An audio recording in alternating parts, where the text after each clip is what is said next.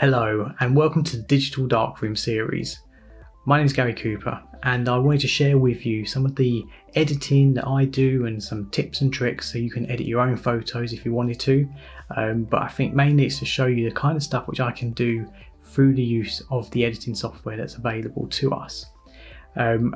This is a bit of a crossover with the Take Better mobile photo series, because what I wanted to do with my first few episodes of the Digital Darkroom was to share with you how I can improve your mobile photography photos. So that even if you spent the last 8 weeks creating content on your mobile phone, but you're not happy with it because it doesn't fit your branding, it's something which I can help you with. Or you're looking at the photos we've taken as examples and going, they look fantastic, but actually I cannot see how they would ever work in my content marketing. So what I want to spend the next 3 weeks looking at is how we can help you edit these images and make them fit. And then you can either edit them yourself or send them across to us and we'll do them for you. So today we're going to focus on how we can edit backgrounds and look at negative space or create extra negative space. So we're going to be having a look at some of the images that we've taken, and we're going to be editing them images, and I want to show you kind of the process of editing that I'm going to be using and a bit of an explanation of what goes through my mind when I'm looking at an image. Kind of creating a scenario, so trying to keep it as real to what a client may want, just so you can understand where we come up with these ideas, and keeping it very much on a corporate side of things at the moment. But as the series progresses and it moves away from the Take Better mobile photo series, then we'll get a bit more creative and it'll be a different kind of episodes we're creating. So the next 3 weeks and 3 Digital Darkroom series will be around how the Take Better mobile photos can actually have been edited to be used for your content marketing, and hopefully still be able to get out in time for you to be able to put that content out before the 1st of July. And then what we'll be doing is afterwards it'll be very much around one of our creative photo shoots that we do, and then kind of showing you how we bring that together in editing, or just sharing some tips and tricks of how to use the different parts of the editing software. So potentially something for everyone. For the next 3 weeks, I think business owners who have been trying to create their own content using their mobile phone, thanks to the tips that we're providing through Take Better mobile photos, you'll benefit from watching these and seeing what we can do for you. So let's get straight into editing the photos today. Okay, so first up, do you remember the bowl we had on the decking, and we put eggs in it and then we put the tea towel in there? Well, the tea towel had bits which were sticking up, so we wanted to get rid of them because they just looked unsightly. It didn't match that kind of nice wraparound theme that we wanted. So using the clone stamp, we cloned out the tea towel that was sticking up. We also wanted to protect the part of the tea towel that we wanted to keep, so we selected that area to keep that protected, and we just tidied up the decking so you don't really notice that we was there to start with. So let's finish off parts of the decking. Also, we had quite a hard line, we had quite a harsh line from where we were editing, so we just spent a bit of time just smoothing that out. So again, it's just something that goes in quite nicely, and we got rid of that. I also didn't like the fact you could see the glass bowl, and I mentioned that when I first took the picture. So I looked at different options for this, and I thought the best thing to do would be to extend the tea towel and then how it would look in the best kind of pattern. So I didn't want it to be obvious. I find it's quite interesting because when you show people the before and after, it's natural that then it starts to stand out.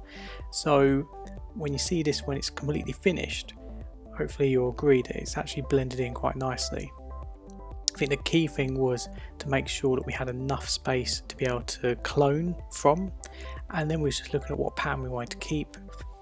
And then for me it was very much that crossover bit. It couldn't look like it didn't exist, so we just reinvented that part there for it. Just done a nice little tidy up, and there you go. So what we're looking here is to see how we can best blend it together. And actually I wanted that nice, it's early morning, it's sunshine, I'm already thinking of what the content's going to be like by the end, so a nice bright image is what we went for with that one. So you can see we've hidden the bowl, and we also got rid of the part that was sticking up.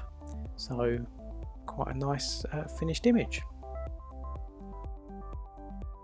So here's the chess piece, and instantly the background's a bit annoying for me. You can see that it's not completely pulled across. So what I started to do was just to rebuild that background. So we managed to add that in. So that was brilliant. I enjoyed doing that. Next for me, the little holes in the decking, they were annoying me. So best thing for me to do was just to get rid of them. It's actually a chair this was sat on. So the little screw holes there, we just wanted to get rid of them. So that's what we done, just got rid of them. And then just some white marks as well that I didn't like. And then I didn't like how the green cushion sat underneath the chess piece. So decided we need to get rid of that and just remove that. We then ended up having this kind of like a brighter colour. So looking at different ways of us blending that together. So whizzing round and trying to make that so it just all blends in nicely together. What we also wanted to do was just add a shadow underneath to make it look more realistic. So we've gone in and we're just putting a nice little shadow to go underneath.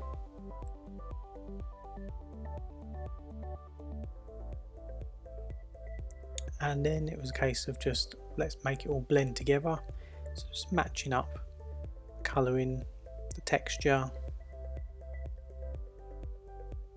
just double checking what it looks like from a distance. I find sometimes when I'm too zoomed in on an image for too long, my eyes go funny and then I'm just seeing stuff which doesn't even exist. But there we go. So added the shadow, fixed the background, got rid of the screw holes, nice finished image. And in this one here, it was very much a case of we only wanted to focus on editing the camera because we was going to take out the background. You can see that we removed the light shine that we had from the video lights. We also tidied up little marks that were on the camera.